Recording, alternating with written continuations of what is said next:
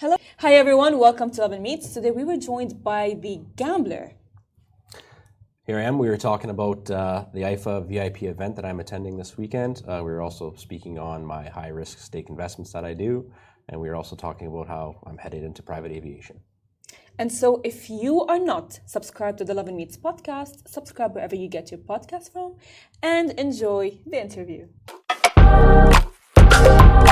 Welcome back to the Lovin Dubai show. Today we are welcoming back the gambler, the man who lives by the motto, if I want it, I'll buy it. From taking big risks in Dubai's luxury market to being a triple VIP guest at this weekend's IIFA with Bollywood's biggest stars. He's always making bold moves, whether he's winning or losing. He's never afraid to go all in. Well, welcome on the show again. Excited to have you here. Appreciate it. Thank you for being here. So the last time we spoke, you mentioned your motto, if I want it, I buy it. Now, how has that mindset influenced your latest investments since then? Same as always. We've had a lot of big moves going on, whether it was in Dubai. I was back in Canada for 4 weeks. We had massive sales going on there in the construction industry. I actually sold out of all my equipment in a couple of weeks. We came back here, currently going to look at a massive listing actually right after here today. Wow. And that's kind of where we're headed with it right now.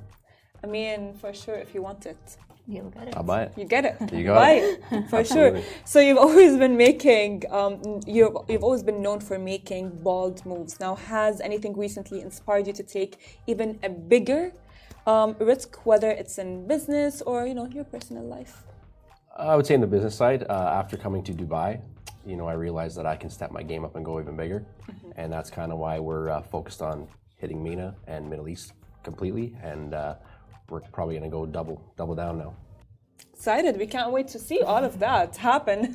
So we want to know, what's the most significant lesson you've learned so far, and is there anything that you would like to share that has influenced your approach in doing so? The biggest lesson I've learned probably so far is sticking with your gut. Oh, that's a good one. With certain deals, there's been times where I haven't gone with my gut and they haven't worked out. The ones that I always go with my gut are the ones that always turn out. So whatever it is, if you have that intuition and your heart's in it, stick to it because it'll pay off. Damn. I mean, we should, because I often hear investors do go they do stick to their intuition, and they do, and when they don't, it kind of goes wrong. Was there a time where you did not stick to your intuition, and then you were like, oh yeah, I knew that, I was right, I shouldn't have done it? There was honestly, there's been a lot of times. Anybody that becomes great makes mistakes. I'm human. I've made my own mistakes too, of course. But one that I could think of for sure was I had a person that was reaching out to me in something that I never dealt with, and I always like to take risks. It just didn't feel right to me the whole time, but I still did it, and it didn't work out. It was a big loss, and I learned from it, and ever since then, I just only go with my gut feeling. That's very interesting. Well, we know that you are a VIP guest at the IIFA Awards, and it's going to be is this your first time attending the event? Yeah. That is interesting. So what excites you the most about being a triple VIP times 3 guests at the event this weekend? Yeah, I'm going to be surrounded by the most famous people in the world, and I think, just getting that special invitation from them, everybody needs something, whether they want to sell it or they want to buy it, and having these extraordinary people reach out to me and send me this VIP ticket, I'm humbled. I'm so excited. I can't wait to see who I'm going to meet, and I can only imagine who's going to be there. Who are you excited to meet? Shah Rukh Khan.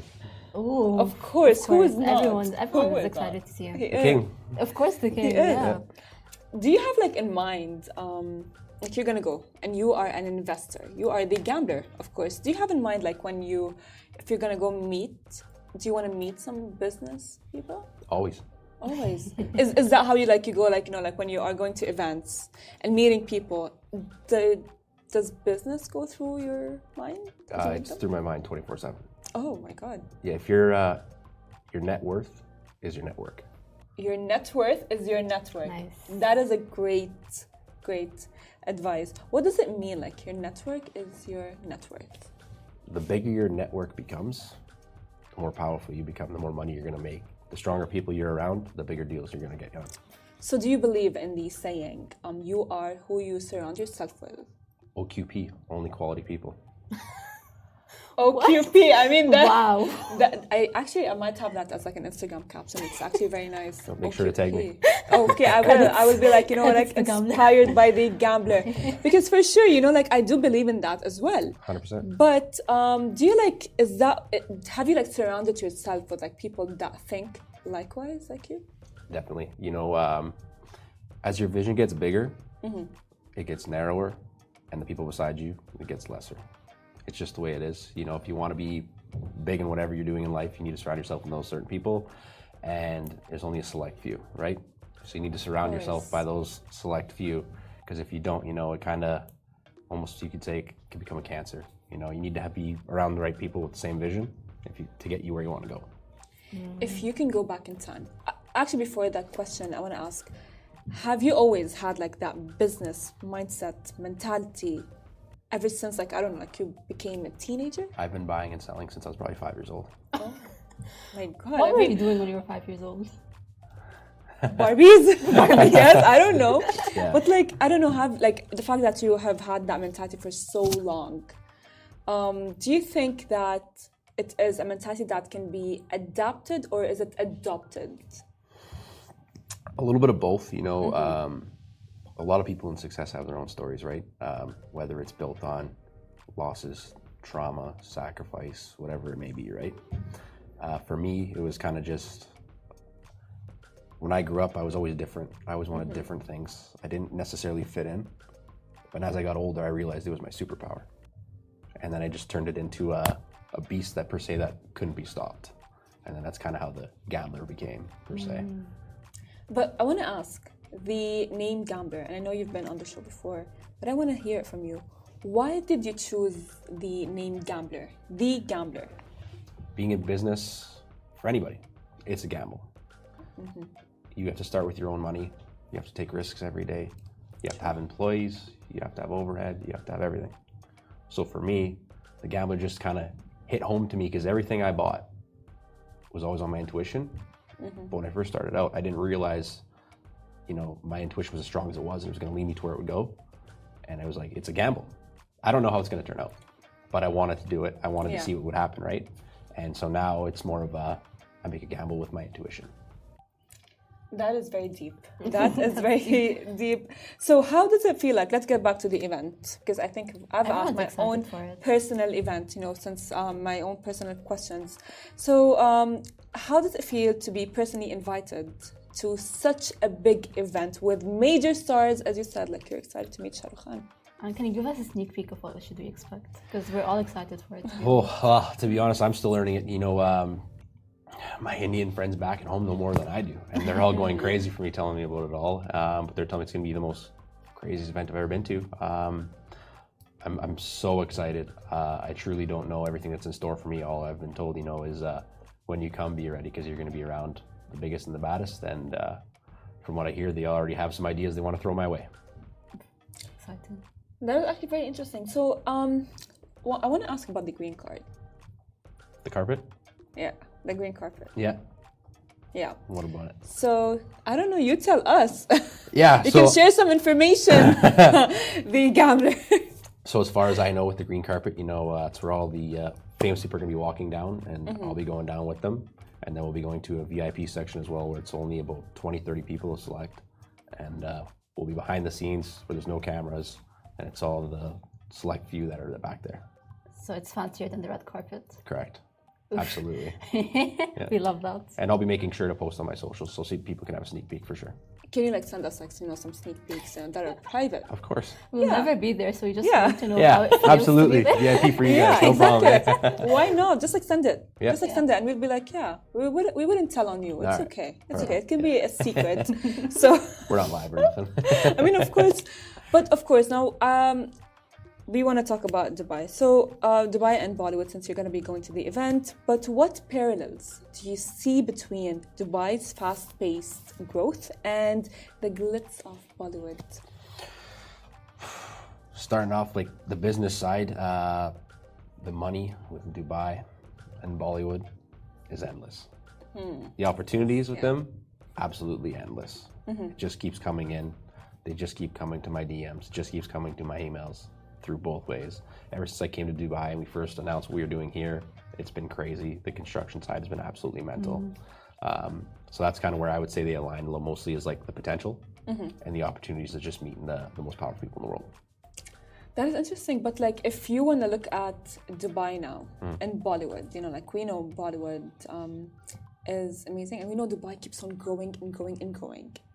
So if someone would come and give you a choice of like, hey, we have two properties, one in Bollywood and one in Dubai, but you get to choose only one, what would you choose? That's a tough one. Yeah.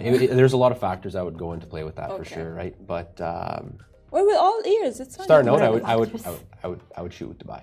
Oh, so this Why is though? Why not Bollywood? Dubai's real estate. We're talking about real estate right now. okay. It's number one. Booming. It's always booming. There's no risk. Yeah, It's Dubai. it's about It's Dubai, and if they would tell you, okay, fine, you know what, where would you want to invest in Dubai? Like, what is the area right now to invest in Dubai? Ooh, these are the good ones. palm. The Palm. I also do like the hills as well. But if I was going to say for number one, I would say the Palm. Yeah, I feel like everyone would say that answer. You can never go wrong with the palm. The views. That's Some of the most views- influential people in the world live there. Like who? Ambanis, they're on the Palm. Okay. There's a few other ones that we talked about, but I can't mention. But there's a lot of very. Give us hints. Hints. Tiny hints. I can't. That's You what can't? that's what NDAs are for. I sign them for all my clients, and I can't do it. Well, okay. So I have a question for the future, but before the future, I want to ask you, you said that you started investing at the age of 5. So what was your first investment at the age of 5? It was small. What was it? A pair of shoes. That's that's cute. that- That's actually very smart because like at 5, you wouldn't think of like you want to be an investor and you, right?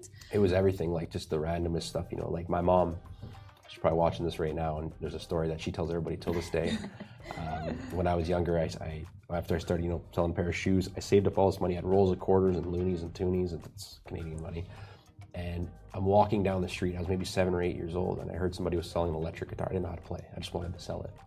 And I went down with like $300, and I'm walking back from a little wagon by myself down the street. And the next day, I sold to somebody else for $700, and I was only like 7 years old, and then God. from then it just became a sickness, and I got addicted to it. So that's like your casual.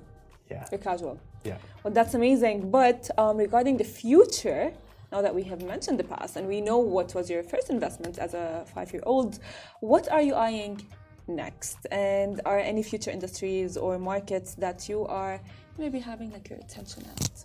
A big one that we're heading for right now is the construction this way, but I'm also getting into private aviation as well. Tell us more.